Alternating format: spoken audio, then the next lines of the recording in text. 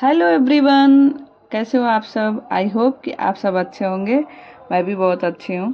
तो यहाँ पे मैं अपनी बेटी के छोटे छोटे मोमेंट को कैप्चर करी हूँ और ये सारे छोटे क्लिप इस वीडियो में ऐड करूँगी ताकि वो ऑल टाइम के लिए मेरे यूट्यूब चैनल पे सेव हो सके और आप लोग भी थोड़ा बहुत इंजॉय कर सकें। इनकी शरारतें देखती है ना तो मुझे याद आता है इन्हीं शरारतों के लिए, इनकी इन्हीं किलकारियों के लिए मेरे पूरे घर वाले और हम भी कितना इंतज़ार किए हैं। कहने को लगता है कि 6 साल कम होते हैं, पर हमसे कोई पूछे कि ये कितनी लंबी थी ये 6 साल। फाइनली जो भी हो,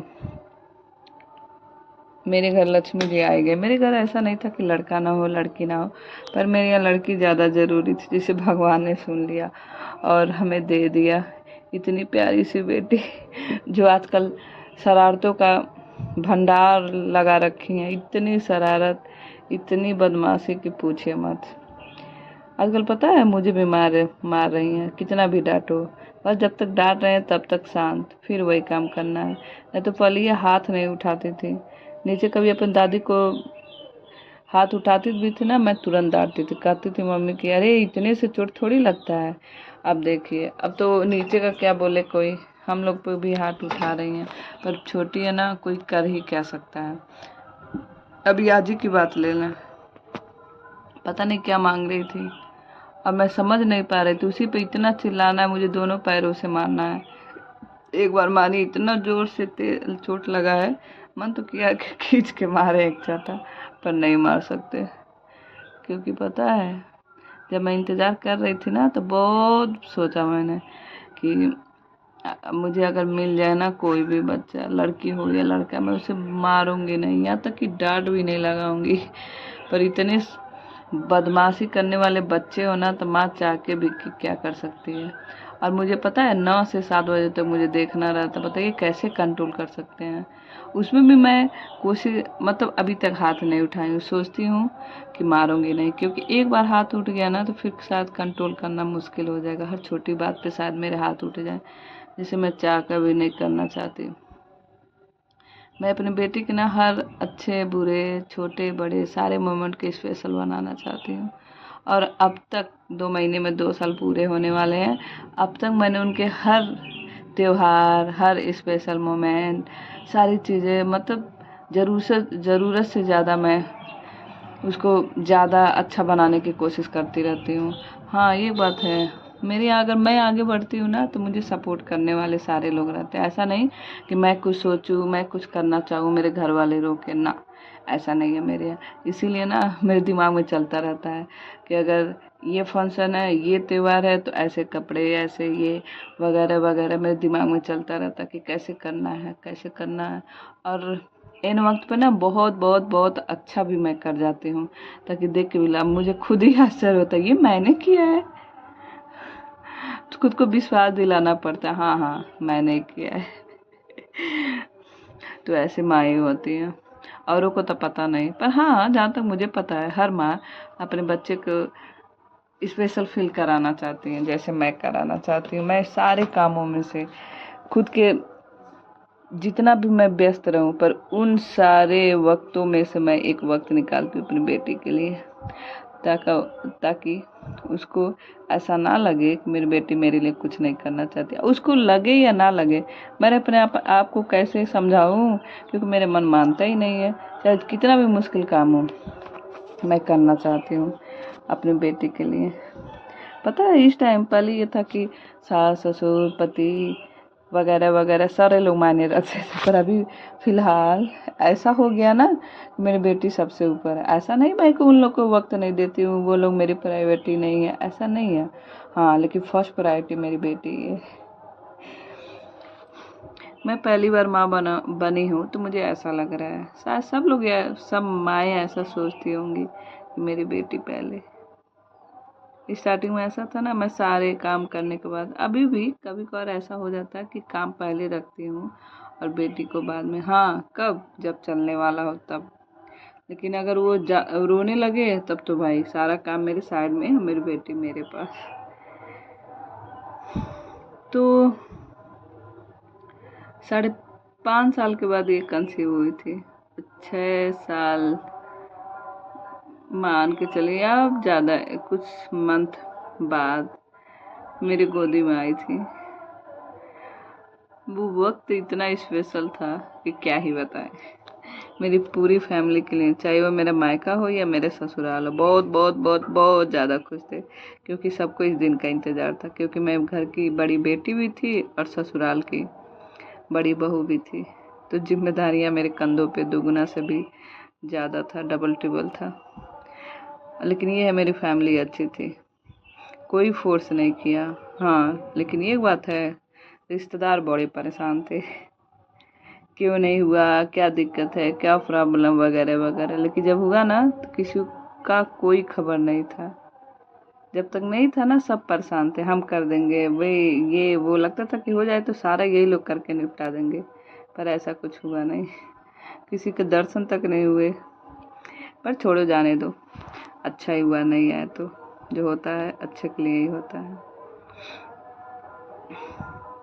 पर कर भी क्या सकते हैं।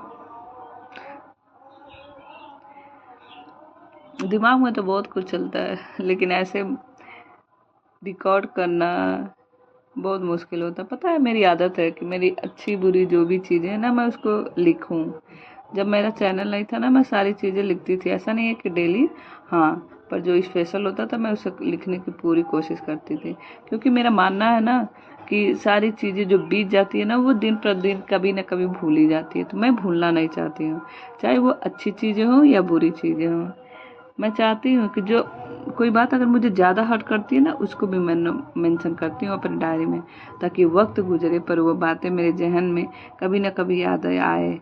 ऐसा नहीं कि मतलब बदले लेने के लिए या रिटर्न अगले को फिर वही वापस करने के लिए ना, कि मुझे याद रहे कि ये वही इंसान है जो एक वक्त पे ऐसा किया था मेरे साथ। पता नहीं, ये सबकी आदत है कि मेरी भी। हाँ, मेरे अंदर एक बहुत बड़ा कीड़ा है, हर चीज़ों को सेव करके रखने का, याद के तौर पे सहेज के रखने का। ये ऐसा नहीं है कि ये शादी के बाद, शादी से कई सालों पहले भी, जब मैं 6-7 में पढ़ती थी तब से। अब मैंने थोड़ा बहुत लिखना ना 6 में स्टार्ट कर दिया था। तब डायरी नहीं मिलती थी ना, तो कॉपी नहीं तो पेज ही पर लिखती थी मैं, क्योंकि लिखना मुझे ज़्यादा सुरक्षित लगता था। अगर मैं किसी से अपने मन की बात करती ना, तो लोग सुन के पता नहीं कहाँ कहाँ फैलाते। और मेरी ना बड़ी दीदी थे ना बड़े भैया थे, मेरे रिलेशन में ऐसा था ही नहीं मेरे एज का कि मैं जिससे मैं कुछ शेयर कर सकूं। हाँ, मेरी फ्रेंड वगैरह थी सब, तो हमेशा तो नहीं मिलती ना। अब मेरे टाइम में तो फ़ोन का इतना वो भी नहीं था कि हाथ में फ़ोन ही रहता। मुझे तो ग्रेजुएशन में जाके मिला था, 3rd ईयर में। तो लिखना ही सही लगता था। जब कभी हम अपने बचपन के फ्रेंड से मिलते थे ना, तो पूरी रातें हमें छोटी लगती थी क्योंकि हमारी बातें इतनी होती थी। उस टाइम में हम लोग फ़ोटो खिंचवाते थे बहुत सारी। मतलब हर चीज़ों को मैं सहेज के रखना चाहती थी।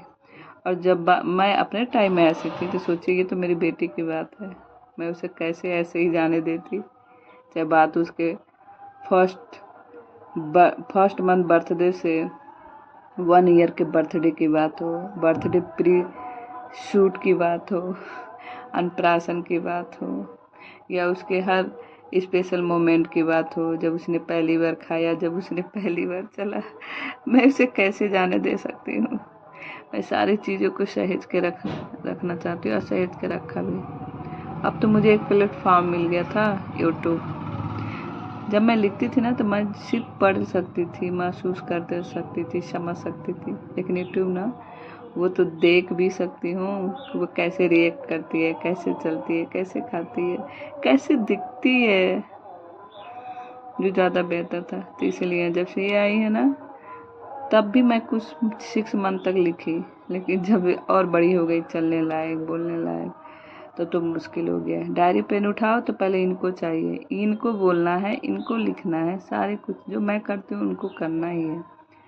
तो पता नहीं कितने महीने हो गए, 2-4 महीने तो गए होंगे कि मैं लिखी ही नहीं। ऐसा नहीं मुझे याद नहीं आती कि मुझे लिखना है, पर लिखने के लिए ऐसा नहीं ना कि हर वक्त शब्द मेरे माइंड में आते जाएंगे, उसके लिए भी एक वक्त होता है। और पहले जब मेरे जहन में कोई बात आती थी ना, मैं फटाक दे लिख देती थी, पर अभी आती भी है, पर पेन कापी मेरे हाथ आ ही नहीं सकते। आ भी जाए तो मेरी बेटी मुझे लिखने नहीं देंगी, तो यही सब चलता रहता है। तो लिखने से ज़्यादा मैं वीडियो सेव करती हूँ ताकि मैं देख सकूँ। लिखने में थोड़ा टाइम लगता है, रिकॉर्ड करने में तो नहीं लगता है ना। रिकॉर्ड करके डाल दो यूट्यूब, इंस्टा, फेसबुक, जो भी है। अगर कहीं से डिफ़ॉल्ट हुआ, वीडियो डिलीट हुआ, तो कहीं तो बचेगा ना। तो यही सारी चीज़ें हैं, हमेशा सहेज सहेज सहेज सहेज के ही रखना है। इसमें इसी सब के चक्कर में कई बार इतना प्रेशर हो जाता है, घर के काम, खुद के काम, फैमिली के काम, और मेरी बेटी के हर एक मोमेंट को कैप्चर करना। बाय द वे, अगर कभी कैप्चर नहीं भी कर पाती ना तो खलता यार इतना अच्छा मोमेंट था, मिस कर दिया मैंने। पर दोस्त तो दे ही नहीं सकती, बस खुद से शिकायत रह जाती है कि चलो ये तो छूट गया। तो ऐसे बीतते हैं हमारे दिन। घर के काम, सारी जिम्मेदारियों सब मैंने करके दिखाया, बस खुद के लिए मैं टाइम नहीं निकल पा रही। मतलब खुद के लिए, मैं पढ़ने के लिए, क्योंकि जॉब तो मुझे मिला नहीं, तो वो पढ़ के मिलेंगे ना, इतना मुश्किल हो गया, इतना कंपटीशन हो गया है। पर देखते हैं, अब 2 साल की होने वाली है, शायद थोड़ा सा टाइम मिले मुझे। इम्पॉसिबल है, फिर भी इम्पॉसिबल को पॉसिबल बनाया जा सकता है। वैसे आप लोग को मेरी बेटी की वीडियो कैसी लगती है? वैसे तो मैं इतना फेमस नहीं हुई हूँ, हाँ, पर मुझे उम्मीद है एक दिन आएगा, मेरी वीडियो अच्छे रन करेंगे, मेरे चैनल जल्दी मोनेटाइज होगा, और मैं तब दिमाग में लोड नहीं रहेगा कि चैनल मोनेटाइज नहीं हुआ, चैनल मोनेटाइज, पैसा मिले या ना मिले, मोनेटाइज हो जाएगा तो टेंशन तो नहीं रहेगा ना। मैं वीडियो डालती जाऊँगी रेगुलर, जैसे अब डालती हूँ वैसे तब डालती जाऊँगी, और वीडियो अच्छे खासे रन करेंगे, क्योंकि मैं परिश्रम कर रही हूँ, मेहनत कर रही हूँ, तो फल तो मिलना ही है, आज नहीं तो कल तो मिलेंगे ही, उम्मीद है। क्योंकि कहते हैं ना, कोशिश करने वालों की कभी हार नहीं होती, लहरों से डर कर नौका पार नहीं होती।